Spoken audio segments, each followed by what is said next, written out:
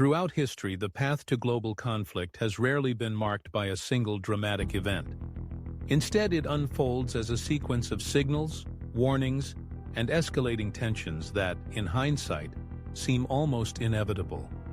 Today, the world is more interconnected and, paradoxically, more fractured than ever before. Analysts and historians, drawing lessons from the past, keep a vigilant eye on certain warning signs that have historically preceded major wars. Understanding these indicators not only helps governments and organizations prepare for potential crises, but also empowers ordinary citizens to recognize the stakes of our global moment. Let's explore each of the 10 warning signs that could signal the approach of a conflict as sweeping as World War III. First, the solidification of major power alliances is a classic harbinger of global strife. When countries like the United States, China, Russia, and the members of NATO draw hard lines and reinforce their military or economic partnerships, the world risks dividing into rigid blocs. This reduces the room for creative diplomacy and compromise, as each side becomes more invested in protecting its allies and interests. Before both world wars of the 20th century, alliances created a tinderbox. One spark was all it took to ignite a conflagration. In today's context, we see echoes of this in the strengthening of NATO in response to Russian moves in Eastern Europe, and in China deepening its ties with Russia and other non-Western states. As these alliances become less flexible and more adversarial, the risk of a miscalculation or confrontation grows. Second, regional wars that involve or threaten to involve great powers are especially perilous.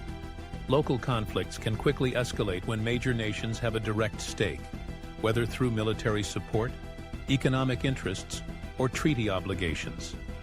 The war in Ukraine, for example, has already drawn in NATO and the European Union through military aid and sanctions, while Russia seeks support from allies like China and Iran. In Asia, the Taiwan Strait and the South China Sea present similar flashpoints, where any misstep could pull in the United States, China, Japan, and others. The Middle East remains a perennial hotspot, with ongoing tensions among Iran, Israel, and neighboring states. Each of these regional conflicts holds the potential to widen, drawing in powerful countries and raising the specter of broader war. Third, nuclear posturing and doctrinal changes represent a grave escalation. The world's major nuclear powers have, for decades, maintained a precarious balance of deterrence. But when countries test new weapons, announce shifts in their nuclear policies, or make overt threats, that balance becomes less stable. Russia's suspension of arms control treaties, North Korea's continued testing, and ambiguous statements about the potential use of nuclear weapons all contribute to a climate of uncertainty and fear.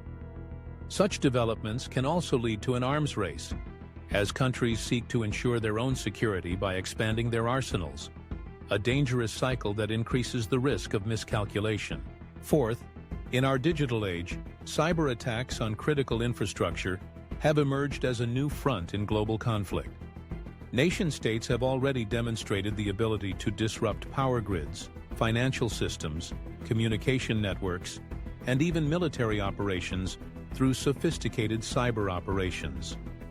The line between cyber war and conventional war is becoming increasingly blurred. An attack on a country's infrastructure could easily provoke a military response or serve as a prelude to physical hostilities. The world's interconnected digital systems are both a strength and a vulnerability, and the frequency and severity of cyber attacks are clear warning signs of escalating hostilities. Fifth, the breakdown of global institutions poses a profound danger. Bodies like the United Nations, the World Trade Organization, and long-standing arms control treaties exist to mediate disputes, foster dialogue, and enforce rules. When these institutions lose legitimacy, become ineffective, or collapse altogether, there are fewer avenues for peaceful resolution. We have seen challenges to the authority of the UN Security Council, the weakening of trade organizations, and the unraveling of nuclear arms agreements. Without these mechanisms, countries are more likely to resort to unilateral action, often with catastrophic consequences. Sixth, aggressive military buildups are a visible and troubling sign. When nations rapidly increase their defense spending, deploy new weaponry, or conduct large-scale exercises near contested regions, it sends a clear message to rivals and neighbors. In East Asia, China's expanding navy and military activity around Taiwan have prompted similar responses from the United States and its allies. In Europe, Russia's buildup before its invasion of Ukraine and NATO's subsequent reinforcement of its eastern flank demonstrate how quickly an arms race can spiral. These buildups increase the risk of accidental encounters and misunderstandings, which in a tense environment can escalate into open conflict.